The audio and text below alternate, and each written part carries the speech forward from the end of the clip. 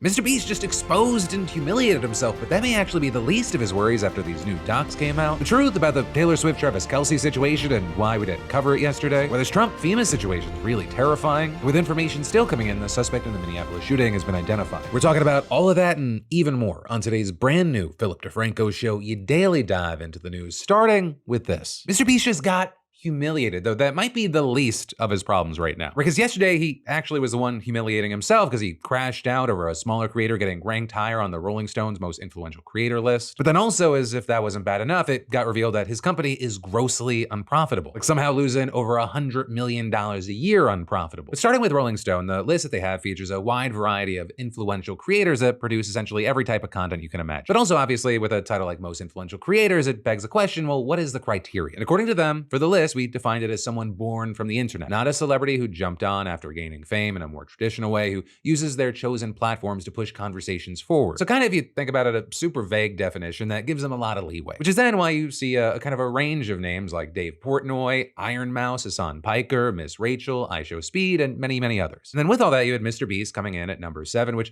you might think would prompt a tweet like, oh, that's cool. Or hell, even if it was negative, maybe, how many views do I have to get to be number 1? But instead, he decided to take aim at someone on the list above him, writing in a now deleted tweet, according to this list, a guy with 1 million followers is more influential than me. What did I do to piss off the Rolling Stones? Which one, I will say, I don't know if MrBeast thinks Rolling Stone magazine is actually the band The Rolling Stones. But either way, 2, the guy with 1 million followers is Caleb Hearon. And he actually responded to the tweet on Instagram in his own way with a post that showed the tweet and the caption saying, "Thank you, Rolling Stone. It's been an honor." You know, this was such a dumb, petty tweet. My favorite thing wasn't even watching people like writing funny tweets and reacting to it. It was actually seeing some people realize in real time that this wasn't like a parody account. This was actually a real thing that he posted. Okay, dude. There's no way MrBeast posted that. That's so funny. No, MrBeast didn't actually post that, chatters. Calm down. It's Caleb is making a joke. Wait, he did?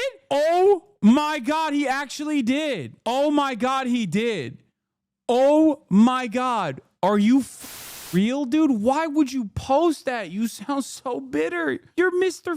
Beast. Why the do you care about where you landed on the Rolling Stones influential list? I genuinely thought that he would have the wherewithal not to post some shit like that. You also had creators that have had a past with MrBeast, like Rosanna Pansino, writing things like, MrBeast's mask slipping this much in less than a year has been fascinating to watch. Sorry, Jimmy, Caleb has something you'll never have, a personality. Right, and that as there were just countless other popular tweets reading things like, MrBeast, I cannot respond directly because you blocked me, but I wanted you to know that Caleb is a comedian who makes many laugh, and you are some sort of Willy Wonka marionette being puppeted by the algorithm. But also, hey, I'll say it wasn't all hate. With some, including creators like XQC, reacting to the list while reading it and saying, seventh place, Caleb Hearon. Yo, chat, if I'm MrBeast, I'm suing them. I'm just shut up. Imagine being the guy that has the biggest analytics on the internet for the longest time in a row. I'm not trying to delay it, but guys, he's dominating the internet. To be beaten by Caleb Hearon, a guy that I've never seen in my entire life, appearing on a photo with Aiden makes you lose 5 points off the top 10 is what it is. But either way, there you had MrBeast eventually deleting his tweet, and when replying to someone about the situation wrote, not gonna lie, after this I watched some of his stuff and it's actually good. I deleted the tweet, I don't want the smoke from the shooters, spare me please. So then he also got blasted even more for not apologizing and instead fearing the backlash. And as far as Caleb, it appears that he's just taken the whole thing in stride and joked on his Instagram story that he's in peace talks with MrBeast right now. Right, and also, for his part, Jimmy's been trying to move on, and instead he's been talking about how excited he is for Beast Game Season 2, which just finished filming with its $5 million prize. Which actually brings us to the second and I think far more interesting story with MrBeast, and that is, it's being reported that he's running out of money. And that's not just speculation. Instead, it's coming from a leaked investor deck from earlier this year that was reviewed by Business Insider, with the deck reportedly revealing that in 2024, Beast Industries earned $224 million from YouTube and other media, which, you know, is a ton of money. But apparently, that was because the company spent $344 million. So you're looking at a negative difference of $120 million a year, so that's usually a non-starter for most businesses, let alone a social media brand. With Jimmy possibly realizing he's got a problem on his hands because in May of last year, he brought on Jeffrey Hausenbold to help out the corporate side. With then, in September, Hausenbold Housenbold being upgraded to CEO. And Housenbold has a long, successful resume as the former CEO of Shutterfly and a venture capitalist that led SoftBank's $100 billion Vision Fund. And it appears he has tons of ideas for tackling the insane costs that MrBeast has run up with his production, some of which seem obvious. Things like, for example, MrBeast apparently pays retail on like everything. So let's say it's like a video that features gym equipment. Jimmy is apparently buying that for full value, which for a creator of that size doing a production that large, it's almost unheard of. The scene is any amount of branding in a MrBeast video just being worth a ton for companies, and he should be working out deals for those items. And so in the case of gym equipment, it'd probably be easy to get that stuff for free or heavily discounted for just mentioning it in a video. And what's even crazier to learn is that MrBeast reportedly didn't even have a fully dedicated brands team, like the people that would negotiate those deals. And so Housenbold's new 8-person brand team, they're trying to score these kind of items for free or even have MrBeast paid to use them in videos. His company also appears to now be renegotiating advertiser rates by as much as 65%, with Housenbold saying, "We select partners that are authentic and will resonate with our loyal viewers, so we will never work with a cringe product. Sometimes Jimmy has a personal preference, but we have a choice in who to work with, and the economics must pencil out too." But then even with all that, you have things probably not turning around if Jimmy gets to continue spending crazy amounts per video, which appears to be why there is now a buzzkill squad that'll have to force budgets on videos and make sure they stick to those budgets. And so that means, no more spending $29 million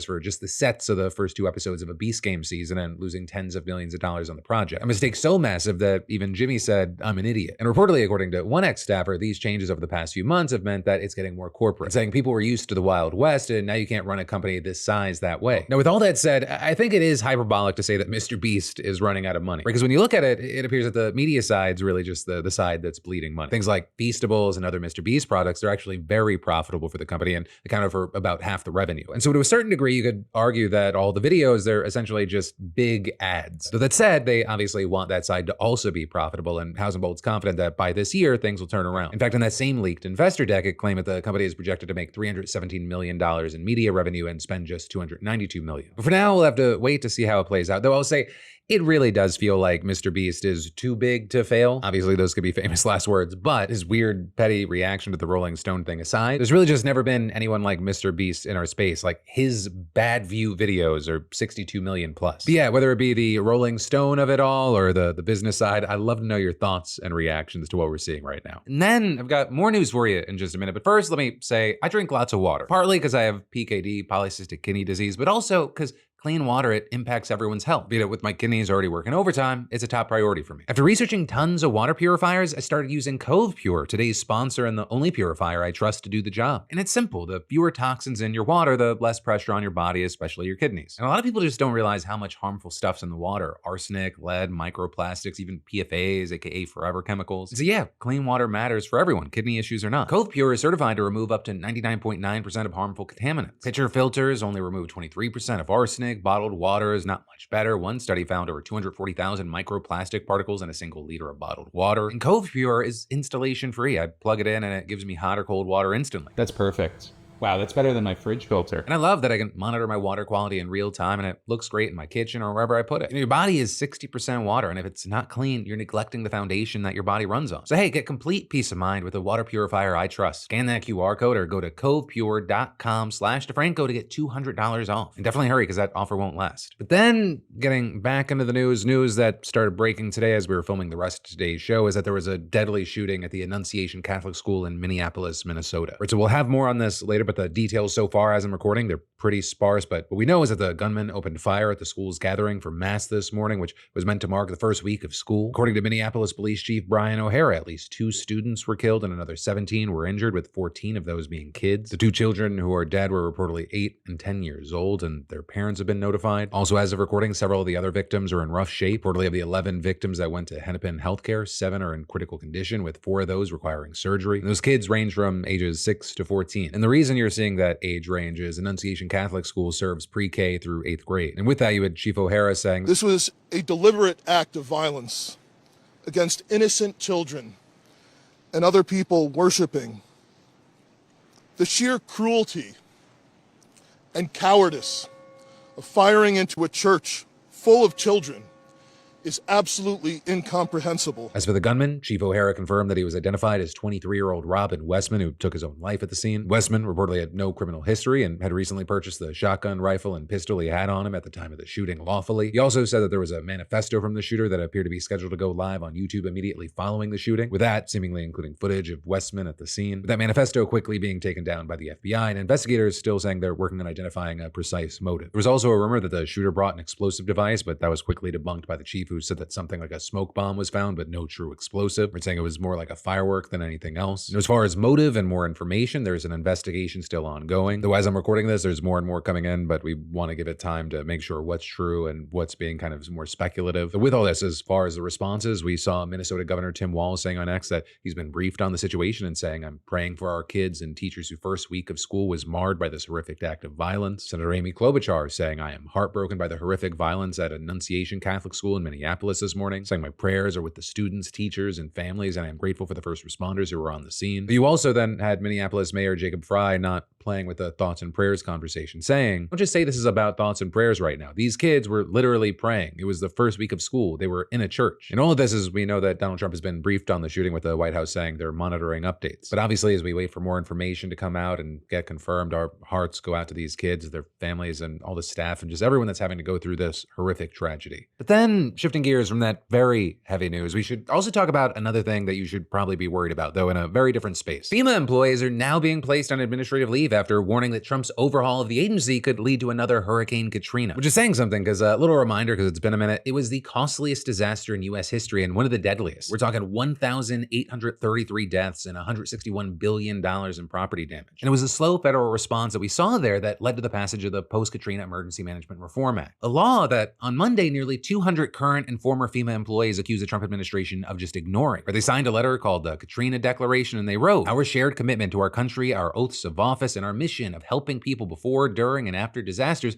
compel us to warn Congress and the American people of the cascading effects of decisions made by the current administration." And then they added that they hope that their warnings would come in time to prevent not only another national catastrophe like Hurricane Katrina, but also the effective dissolution of FEMA itself and the abandonment of the American people such an event would represent. Right, and a big thing to hone in on here is that the employees highlighted specific provisions from the act that they say that the Trump administration is failing to follow. Things like a requirement that FEMA administrators have a demonstrated ability in and knowledge of emergency management, which, yeah, seems like a plus. And then another being that the Homeland Security Secretary may not substantially or significantly reduce the authorities, responsibilities, or functions of the agency. Brings us to the guy that's in charge, David Richardson, who you might remember as the guy who told the employees back in June that he didn't know that the U.S. had a hurricane season. And then as far as interference from the Homeland Security Secretary, we've got things like Kristi Noem imposing new spending rules that have delayed hundreds of FEMA contracts and seemingly even impacted the agency's response to the flooding in Texas back in July. And all that is, you remember that the administration has also cut billions of dollars in FEMA grants intended to help communities deal with disasters. Trump even said in June that he wanted to eliminate FEMA after the end of the hurricane season and move emergency management efforts back to the state level. With that take, then probably making it not that big of a surprise that the acting FEMA press secretary claimed that the administration's just working to reduce red tape, inefficiency, and outdated processes across the agency, and adding, "It is not surprising that some of the same bureaucrats who presided over decades of inefficiency are now objecting to reform." And then with all that, a now unknown number of the nearly 200 people who signed that letter have been put on administrative leave, which also appears to be something they saw coming. I mean, about 150 FEMA employees who signed the letter purposefully withheld their identities for fear of retaliation, with one even saying that many decided to not sign their names because they were worried about being put on administrative leave, which is also exactly what happened to 144 employees at the EPA after they signed a similar letter criticizing the administration. And notably, while it's not always the top of the news of the day, like people speaking out, this is not new. You've had employees at the NIH, NSF, and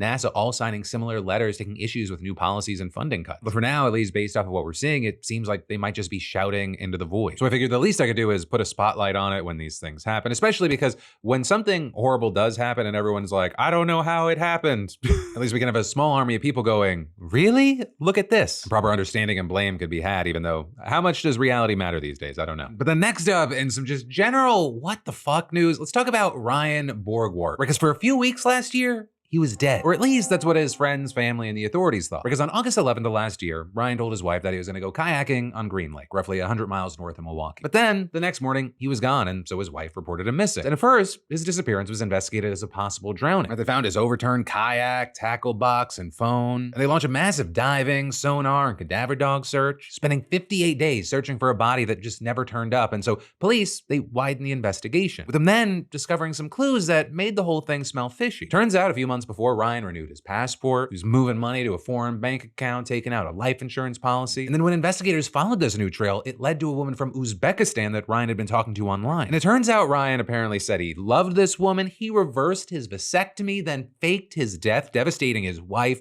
and kids to go start a new life with this woman overseas. And on the actual night of his disappearance, he apparently capsized his kayak, threw his fishing pole, tackle box, phone, wallet, and keys into the lake, and rode an e-bike through the night to Madison before taking a bus to Toronto and then a flight to Paris. With him then making his way to the country of Georgia, where he set up his new life. He got an apartment and a job, and he settled in with this new woman. But then all of that leading to November, where investigators made contact with Ryan, finding him alive and well, and they persuaded him to come back to Wisconsin. With him then quickly charged with obstructing an officer, and his wife of 22 years divorced him. Now, at first, he pleaded not guilty, but he ended up changing his plea to no contest, which isn't an admission of guilt, but for the purpose of sentencing, it's treated like it is. But then all of that brings us to why we're talking about Ryan today, and that is that he was just sentenced to 89 days in jail. With the judge seemingly not a fan of Ryan, throwing out the prosecutor's plan for just 45 days and sentencing Ryan to 1 day in jail for every day that he was missing from when police started the search to when they made contact with him. Ryan also agreed to pay $30,000 in restitution to the police department, reimbursing them for the money that they spent trying to find him. And the judge saying that this specific sentence is meant as a deterrent for anyone else thinking of faking their own death. Which honestly, up until this moment, I didn't think that there was a need for there to be a deterrent. With all that, as crazy and involved as this story is, it's also not the most surprising, because like, how many people do you know they jump through